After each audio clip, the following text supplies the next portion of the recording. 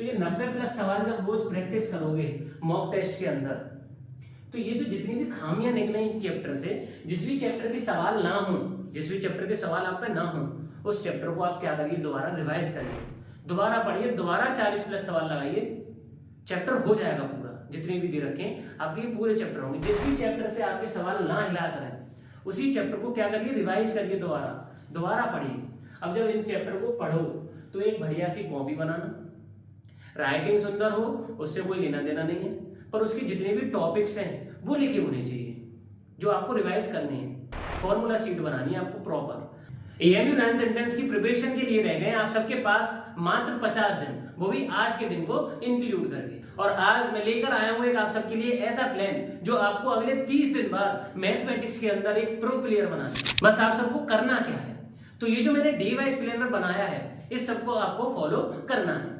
मात्र आप इसका 80% भी फॉलो कर लोगे तो आप प्रो प्लेयर बन जाओगे। आपके 25 में से 25 कोई नहीं रोक पाएगा मैथमेटिक्स के अंदर लाने से। और इस साल का जो पेपर है वो हार्ड होने वाला है, क्योंकि सवाल की जो क्वांटिटी है, वो जो क्वेश्चन की क्वांटिटी है वो क्या कर दी गई है, कम कर दी गई है। उसकी वजह से जो पेपर का जो लेवल होने वाला है वो थोड़ा सा बढ़ जाएगा, क्योंकि सिलेबस बहुत ज्यादा हो गया है। और एसएसटी के 10 सवाल जोड़ने की वजह से ये जो पेपर है इसकी टफनेस और बढ़ चुकी है। तो आप सबको करना क्या है, डे वाइज प्लानर के अंदर मैं आप सबको बताऊंगा कि आपको मैथमेटिक्स का कौन सा चैप्टर कौन से दिन पढ़ना है, और आप सबको ये कैसे रिवाइज करना है, और कैसे कैसे आप इन चैप्टरों को पूरा कंप्लीट करोगे।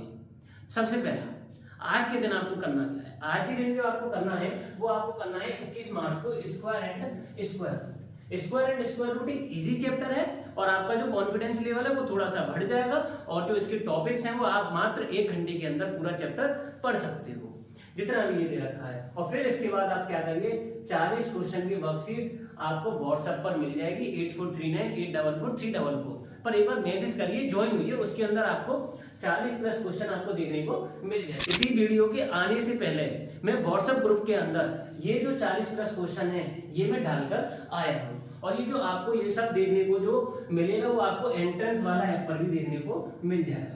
एंट्रेंस वाला ऐप आप डाउनलोड करिए। अगर आप ग्रुप में ज्वाइन नहीं है तो यहाँ पर एक व्हाट्सएप का लोगो आएगा, व्हाट्सएप के लोगो पर क्लिक करिए। मात्र आप जैसे ही करोगे तो आपको एक व्हाट्सएप का लोगो आएगा, उस पर क्लिक करिए और तुरंत आप व्हाट्सएप ग्रुप से ज्वाइन हो जाओगे। अगर वहां पीडीएफ लेनी है वहां लीजिए, ना एंट्रेंस वाला ऐप पर तो है, और फ्री ऑफ कॉस्ट आपको देखने को मिल जाएगा। फिर अगले दिन क्या करना है आपको, फिर अगर मान लो कि आपका ये 40 नंबर क्वेश्चन उस दिन नहीं हो पाए, आज के दिन नहीं हो पाए, तो अगले दिन आपको स्क्वायर एंड स्क्वायर रूट करना है, और प्लस में आपको क्यूब एंड क्यूब रूट का कॉन्सेप्ट पढ़ लेना है। और क्यूब एंड क्यूब रूट का कॉन्सेप्ट जो मात्र आधा घंटे का है, 30 मिनट का है। 30 मिनट के अंदर आप क्वेश्चन सॉल्विंग भी सीख जाओगे, और ये जो क्यूब एंड क्यूब रूट का कॉन्सेप्ट है ये भी सीख जाओगे। फिर आपको 23 मार्च को क्या करना है, क्यूब रूट और क्यूब एंड क्यूब रूट का ये जो 40 प्लस क्वेश्चन है इसके भी सॉल्व आपको करने हैं। इसके 40 नहीं तो आप इसके 20 सवाल लगाइए, बहुत इजी सा चैप्टर है, आराम से हो जाएगा। जब ये 2 चैप्टर हो जाए, अगला आपको चैप्टर उठाना है रेशनल नंबर, क्योंकि इसके टॉपिक्स हर एक जगह लगने लग जाते हैं। रेशनल नंबर का पहले दिन लेक्चर और दूसरे दिन प्रैक्टिस। दूसरे दिन क्या करना है आपको, 40 प्लस सवाल लगाने हैं। फिर अगले दिन आपको क्या करना है, introduction to graph. Introduction to graph उसी दिन करना है और उसी दिन सवाल लगाने हैं, क्योंकि ये चैप्टर ही 1 दिन का है, इससे ज्यादा दिन का है ही नहीं है। अगर इससे ज्यादा दिन लगा रहे हो तो आप बेवकूफी कर रहे हो, इससे बढ़िया से छोड़ो, अगला चैप्टर पढ़ते हैं। अगला क्या है आपका, 27 मार्च को आपको करना है अंडरस्टैंडिंग क्वाड्रिलेटरल। पहले दिन जितना भी कॉन्सेप्ट है वो पढ़िए और थोड़े थोड़े सवाल लगा लीजिए वीडियो के अंदर से अंडरस्टैंडिंग क्वाड्रिलेटरल के।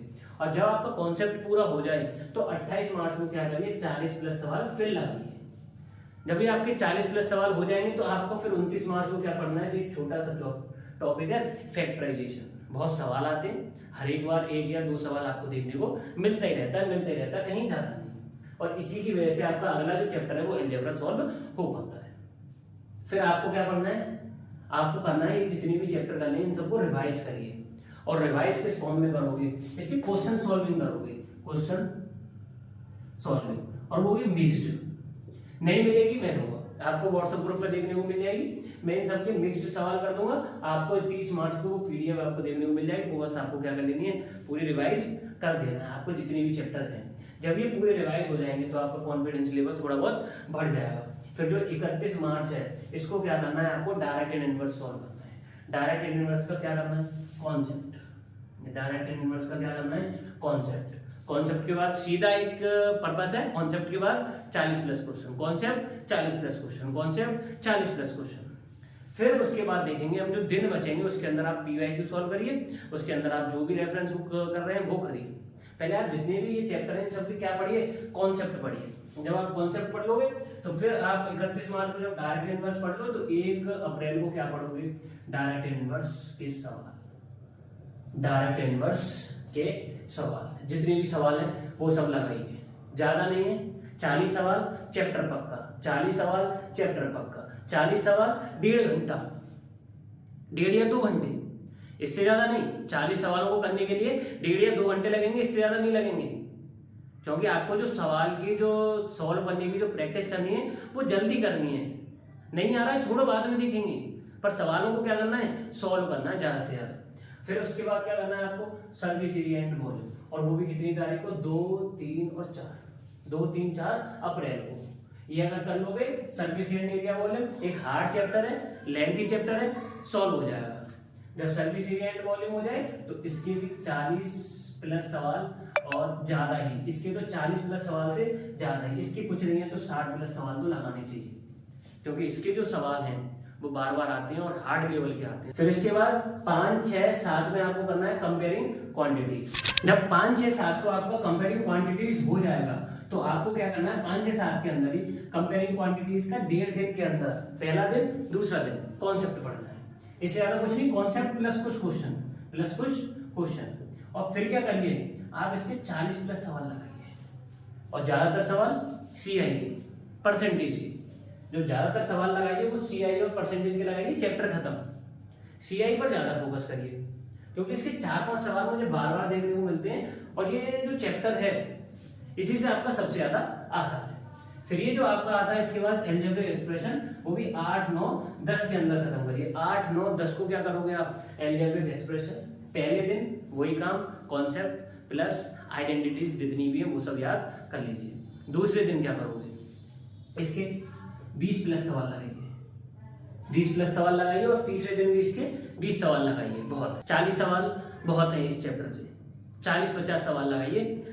ज्यादातर जो चैप्टर के सवाल हैं वो आइडेंटिटीज बेस्ड ही होंगे, और अगर आइडेंटिटी याद है तो सवाल होगा, आइडेंटिटी याद नहीं है तो सवाल नहीं होगा। तो सबसे पहले कॉन्सेप्ट को पक्का करिए। ये जो 16 तारीख के बाद जो दिन बच रहे हैं इनमें क्या करेंगे, क्या करोगे, इनमें जितने भी सवाल है वो सब लगा डालो। फिर इसके बाद 11 तारीख को ये जितना भी पढ़ा है वो रिवाइज करिए। इस रिवीजन से लेकर अगले रिवीजन तक कौन कौन से चैप्टर पढ़े, direct and inverse, service area and volume, comparing quantities, algebra. कितने चैप्टर है, 5 चैप्टर है, 1, 2, 3, 4, तो 4 ही चैप्टर है।